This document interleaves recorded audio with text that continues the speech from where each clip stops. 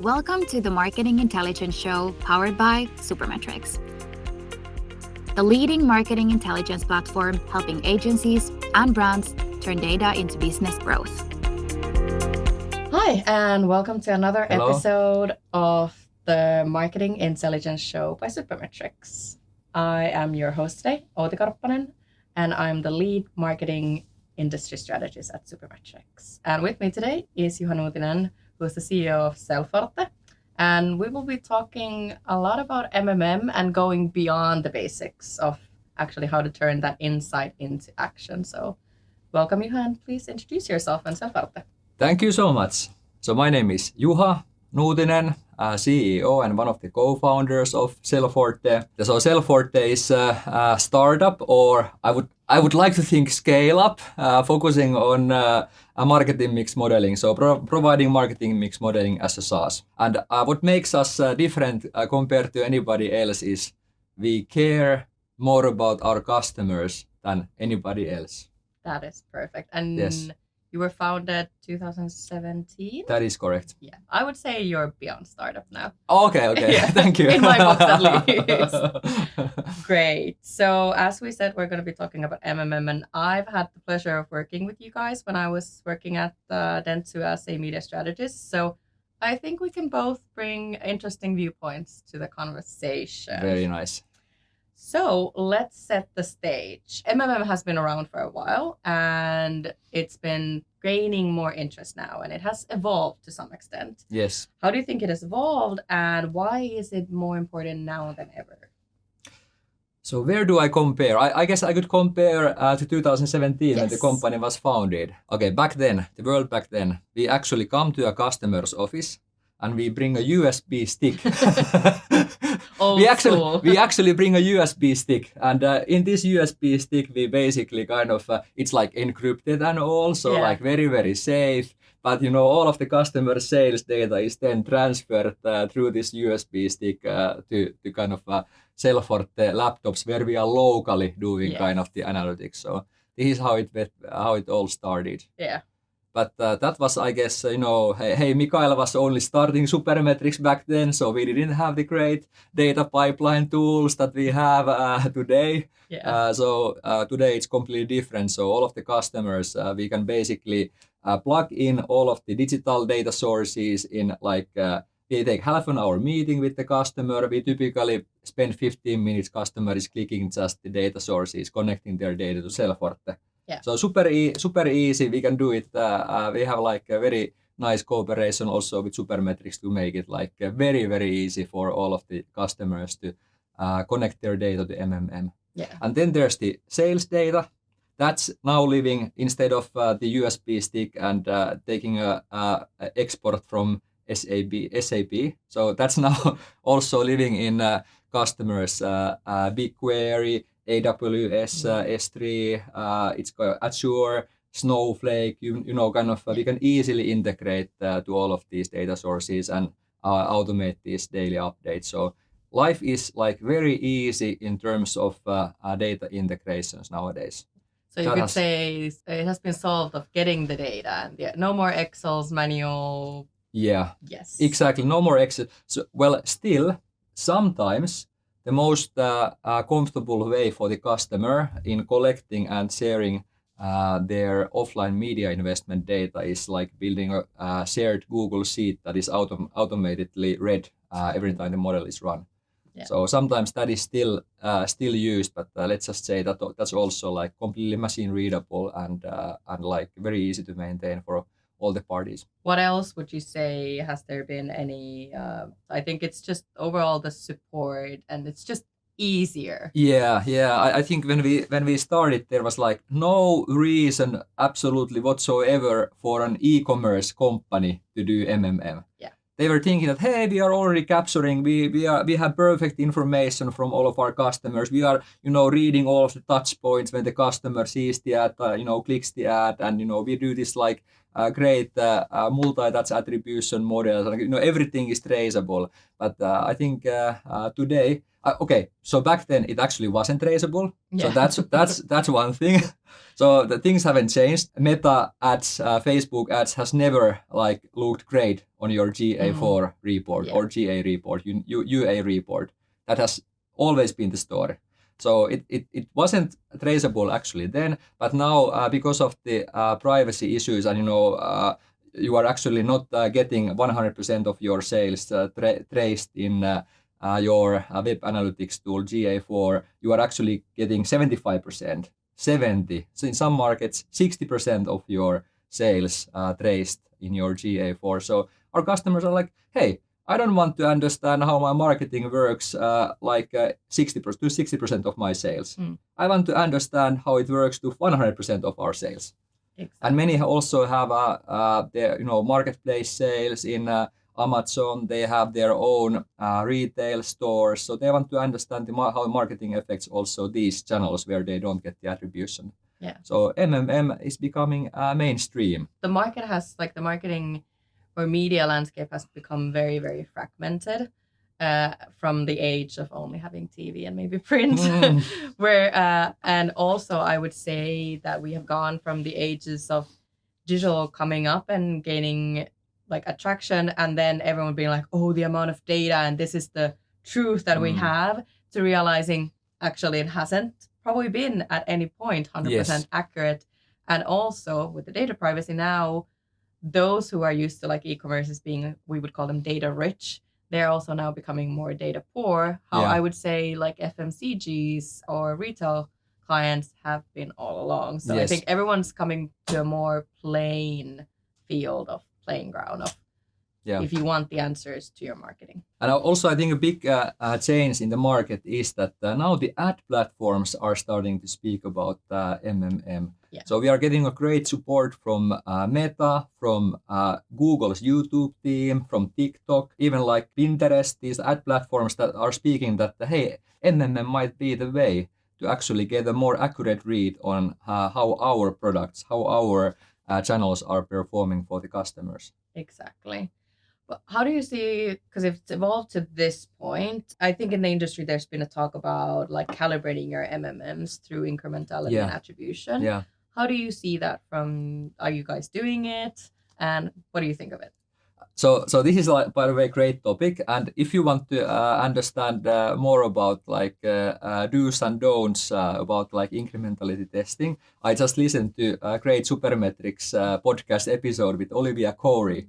Oh, yes. Yeah. That was a brilliant one. So I would recommend to go there. But also I think when it comes to connections to marketing mix modeling and attribution, then brilliant resource is Google's modern measurement playbook. So I think I heard in our pre-discussion that you have been also talking about that.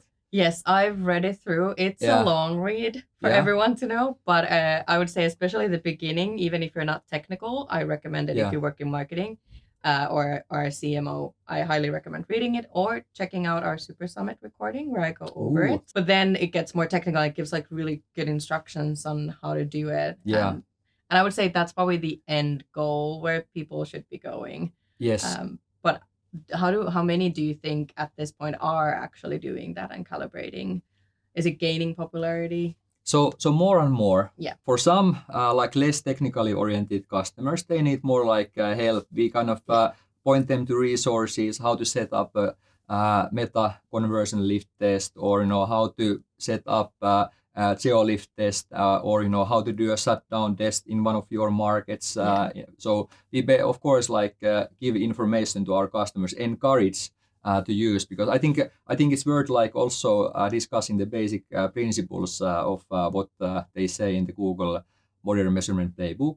So I think the key idea is that marketing mix modeling is holistic a methodology to basically capture how the channels are really performing, especially for the biggest channels and for those channels where there is more uncertainty in the marketing mix modeling, what the right answer is. If the ROI posterior estimates are very wide, what is the right ROI level, then we encourage to do like tests. Then like doing these tests nowadays is like pretty simple. 2 to 6 weeks, and ad platforms are giving great tools, especially Meta is giving like super easy to use tools for doing these tests. So we encourage. And then when you do the tests, you can calibrate your marketing mix modeling. So hey, at this point of time, okay, before we used this experiment, we were telling that the marketing mix modeling was finding out that the ROI for Meta Advantage Plus campaigns, for example, was 4. But then the test is telling you, hey, actually during this test period, it was like 3.2 plus minus 0.3. Yeah. Okay, so then you actually like put this 3.2 plus minus 0.3 as the prior to your model, and then refit the model. So then you actually might end up with 3.5 as the ROI, and that's better than not doing any calibration at all. Yeah, and it's probably what do you recommend is how often should they be calibrating the MMM? Well, here again, I'm actually promoting a lot of like these research papers that we are like reading very carefully at Sellforte. Here I would refer the readers to check out this Harvard Business Review article, a new gold standard for digital ad measurement.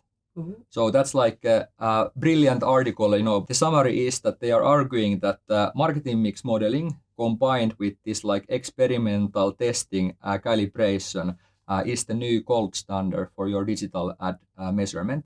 And what the team there is saying is that, okay, so the bigger your spend is, the more often you should do these like incrementality testing. Yeah. So if you are running like, let's say $100,000 per month on a channel, it might be enough. You basically calibrate it once a year.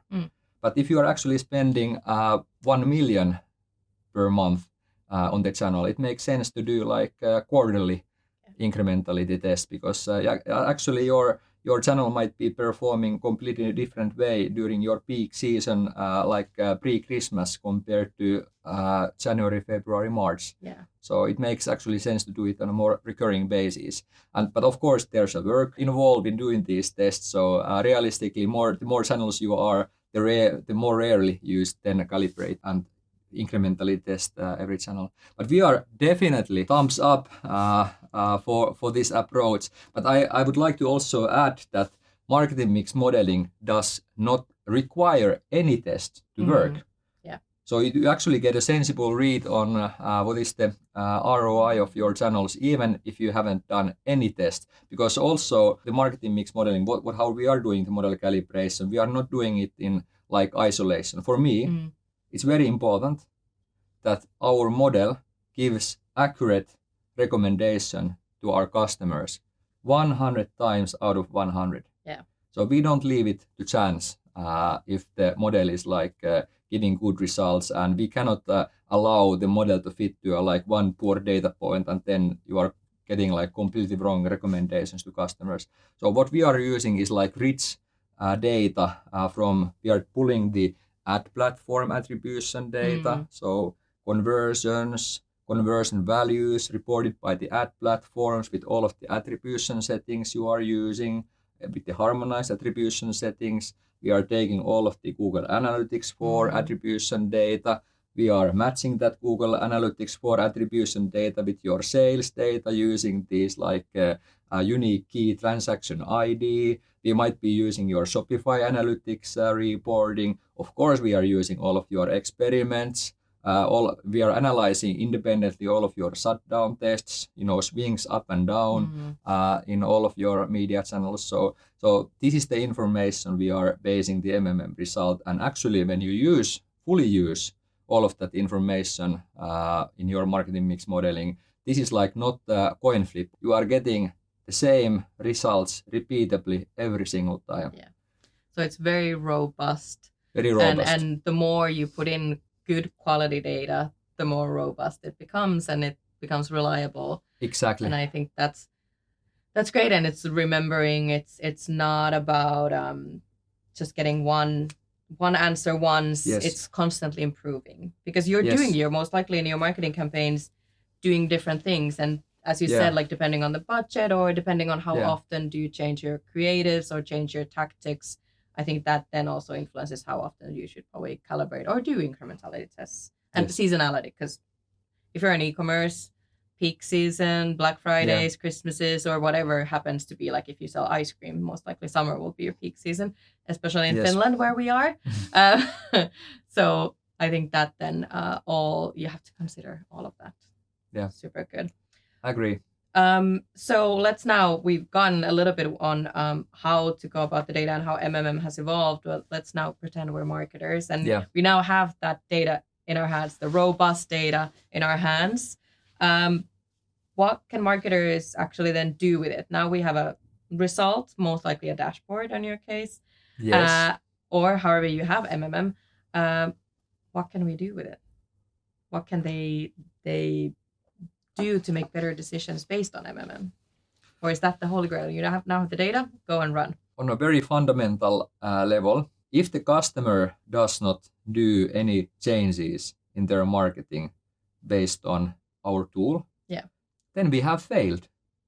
Because we love impact, and if the customer doesn't do any changes in their marketing, there cannot be any impact, right? True. Because the customer is just doing everything that they used to do before. Our goal is to provide accurate data for customers' decision making, and help them make better decisions, and then track and follow what was the effect of those decisions in the real life to their sales and to their margins and to their overall performance.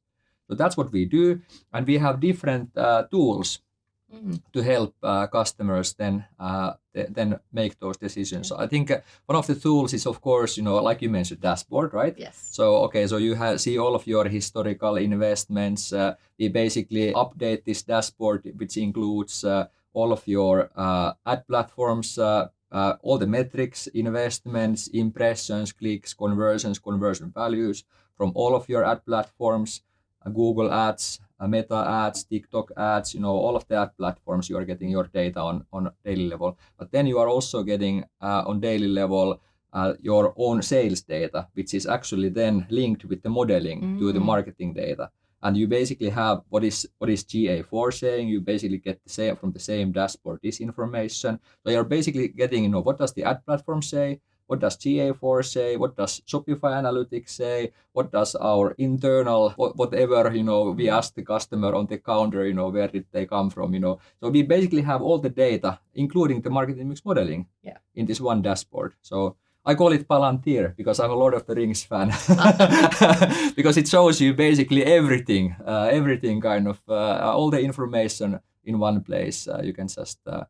So that's of course one. Yeah. But I think this is still table stakes, because even if you have all of this information, very few marketers are like, okay, let's drill down to the data now, right? Yeah, and we've done actually research, and it's gonna come out soon about people feel like they're drowning in the data now, and they're looking for solutions or tools to help them gather that insight more easily, because not a lot of CMOs have time to dig in there and dig into the dashboard. Yeah. I've used your dashboards in common clients we've had, and I've had the time, and it's been my role to go in deep there and just like, oh, what if I look at that, and what if I look at pre-peak season or during peak season, and what about this media or that? And I love the granularity that you can get in there. But I think everyone's now looking for something to help them get more pre-chewed insights. Spot on. So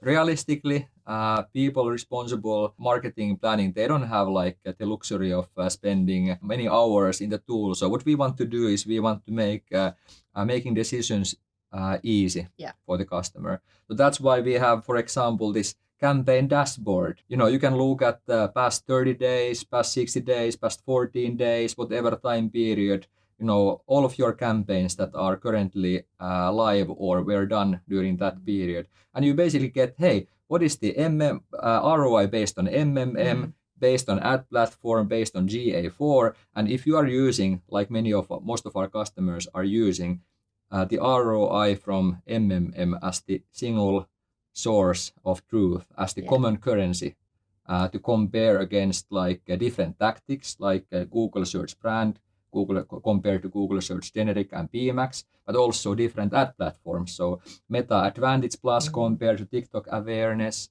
compared to Google Shopping, right? So you can do all of these comparisons, and marketing mix modeling ROI is the kind of common currency.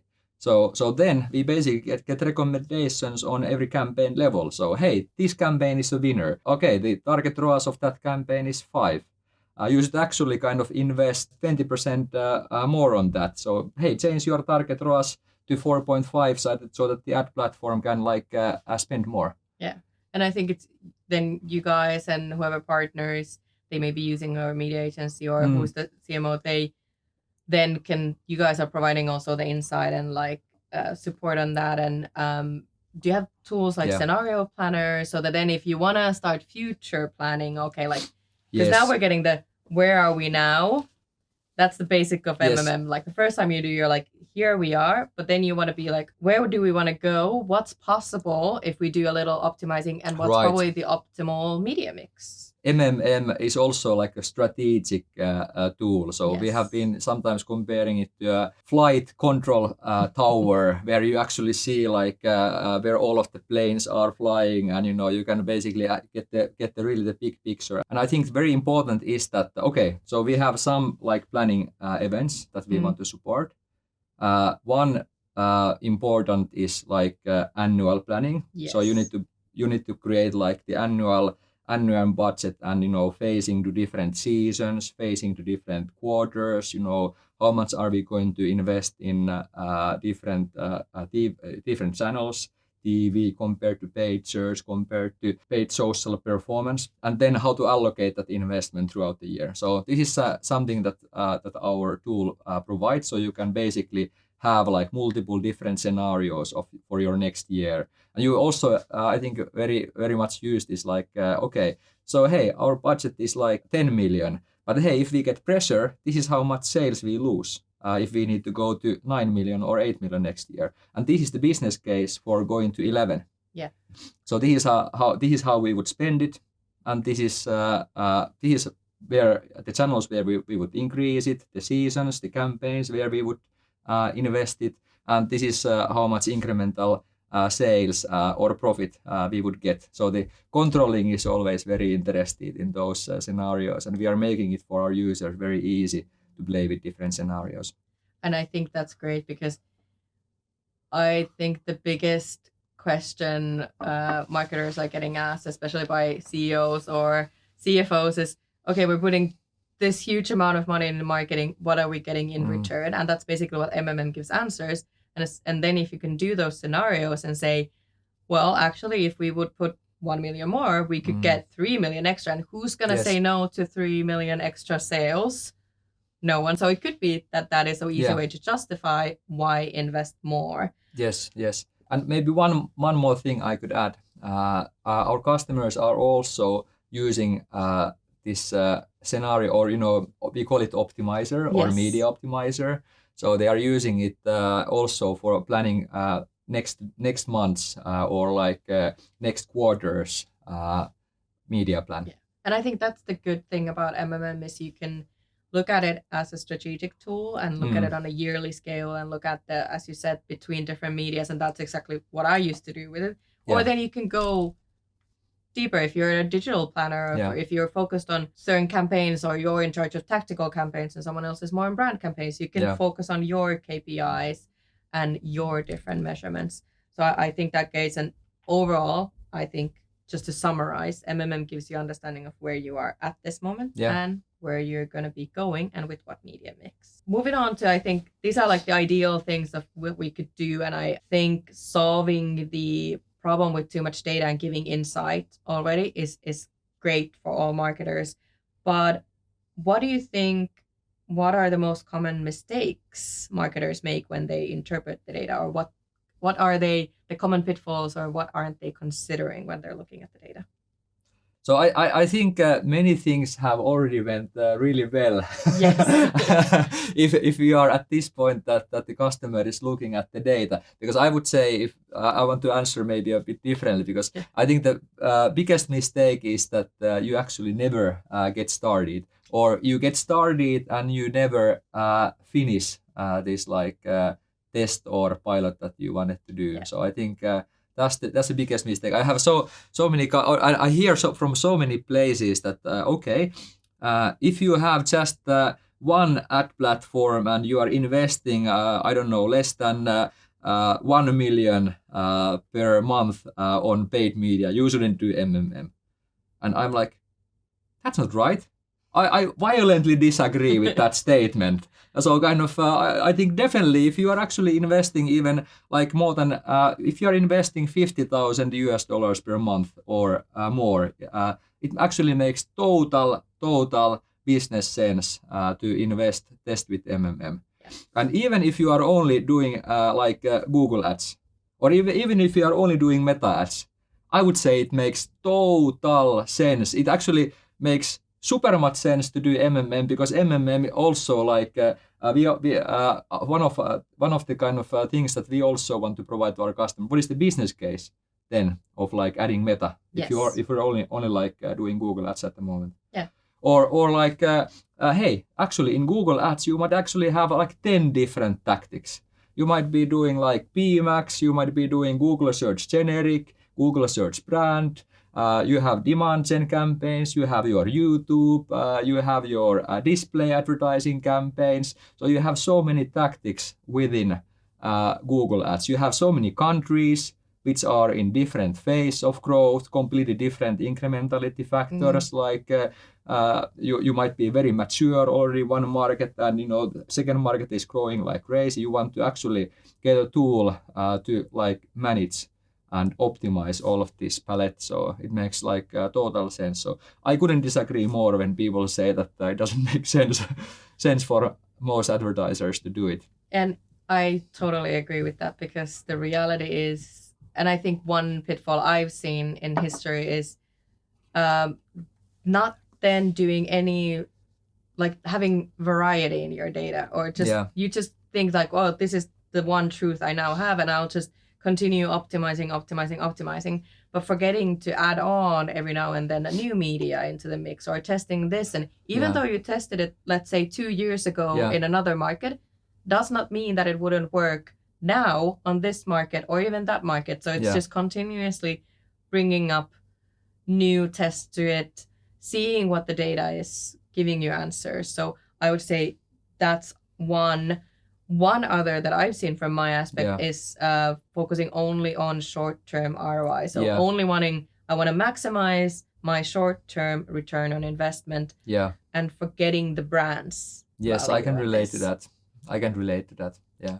I've seen an example of where, not naming any names of what companies, but they were investing more constantly on e-commerce because it was looking great. It was giving ROI and immediate sales.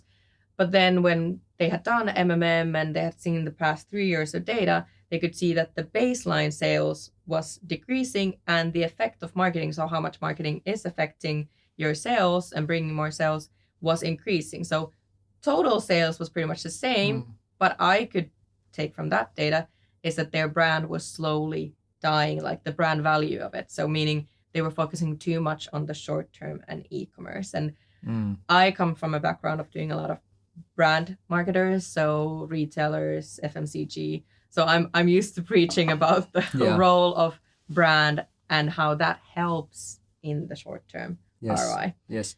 And marketing mix modeling is also a great tool for analyzing these long-term effects. Customers who have long consideration period or are not constantly at the market, like, I have a mobile phone and I don't need a new iPhone at the moment, but when I'm switching the phone, I'm very susceptible to marketing, right? Yeah.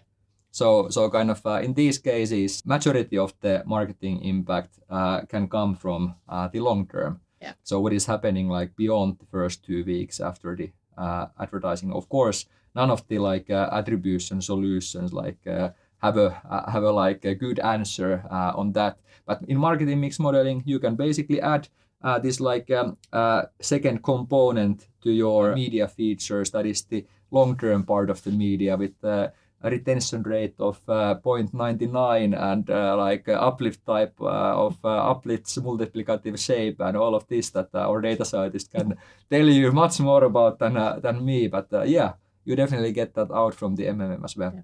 And I think that is one of the misconceptions of MMM, that it is very short term. But in reality nowadays, especially, I think that's the evolvement of it as well, is you can look at short term, long term, and maybe like brands effect. And I'm not going to say creativity is the limit, but in a way, creativity is the limit of what you can come up with on measure as long as you have the data for it. Yeah. We are on campaign level and we are on ad group level, but we haven't yet gone to the kind of creative or ad level in our solution as well. So you could say the creativity is the level, but we are slowly approaching. Yeah, and that's a whole other conversation of what creativity has in it. I think one other not a misconception, but pitfall is maybe not understanding the underlying conditions of each media. Because even though data can tell you anything, let's say it tells you, oh, you could be increasing your radio investment because the ROI is super great. But in reality, it could be that you're already reaching 80% of the audience. So not looking at that or not understanding realities of it can, I think, be a problem. So where are you at the marketing response curve, basically? Are you fully saturated already, or close to fully saturating the channel?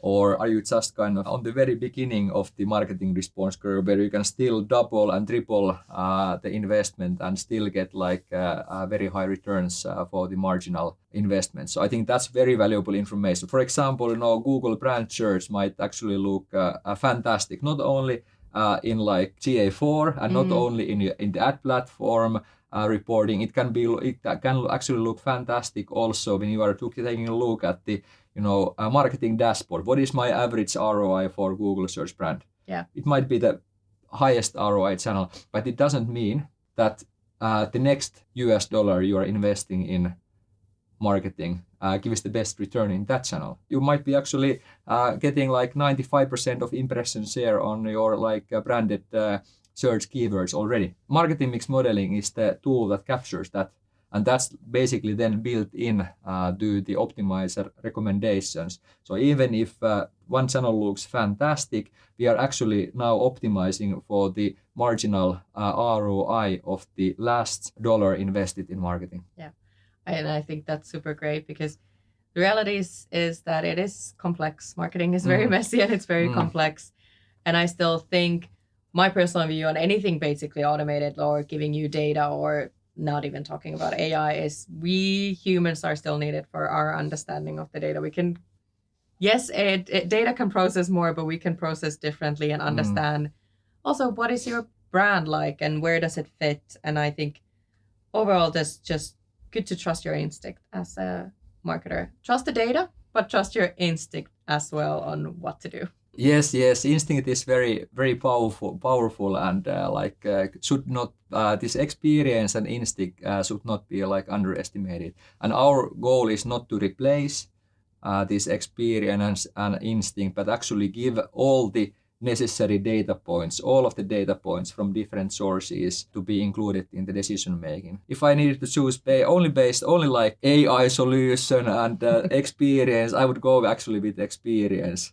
But I think experience, combined with all of these automated insights and really integrating all of the data sources in easy to grasp like this summary view, I think that's the best. That's the best way to go.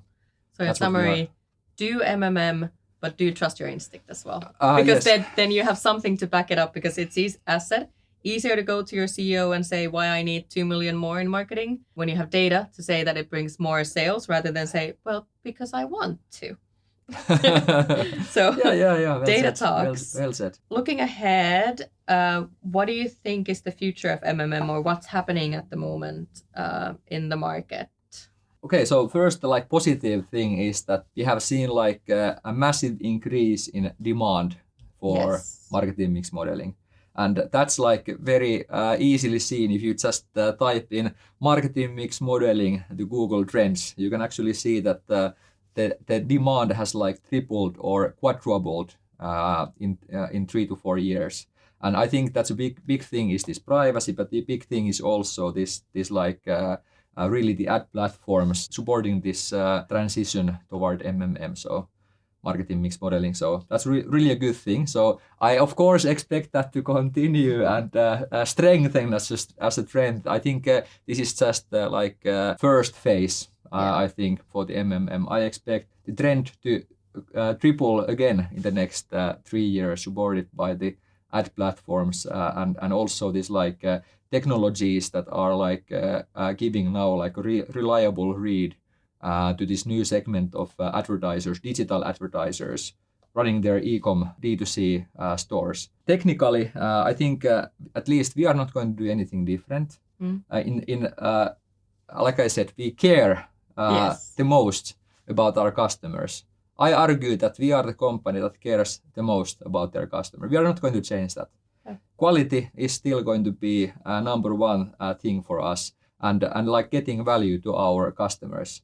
But I think what we can do better is like getting to the value quicker, more easier. When we started the company 8 years ago, I think the marketing mix modeling onboarding process was like 6 months, and I think sometimes it was like 1,000 hours of work in total to like get there. But nowadays we regularly do these onboardings, especially for like digital marketers running e-com stores within 1 week. That's the trend of it's becoming more accessible and easier to use. Yes. Not to be then confused that I think it does require experts on analyzing and doing it so that it is robust and reliable. Yes. And I think that's, from my aspect, what I'm seeing now is there's becoming a lot of tools that you could maybe, if you know about data, you could play around with yourself. But then there are reasons why there are experts in the field who understand the data better. Yes. And now that the onboarding is squeezed to like 1 week, we want to actually squeeze it to 1 day. Actually what I want to do, I want the customer to sign an order form and start the like a data sync in the background. When they come back from lunch, they already have the results, basically access to their MMM results. That'll be the dream. Yes. Your CEO asks you, what are we doing? What's the result of marketing? You're like, I will look into it. Yes. Sellforte.com and go on and sign up. Yeah, exactly.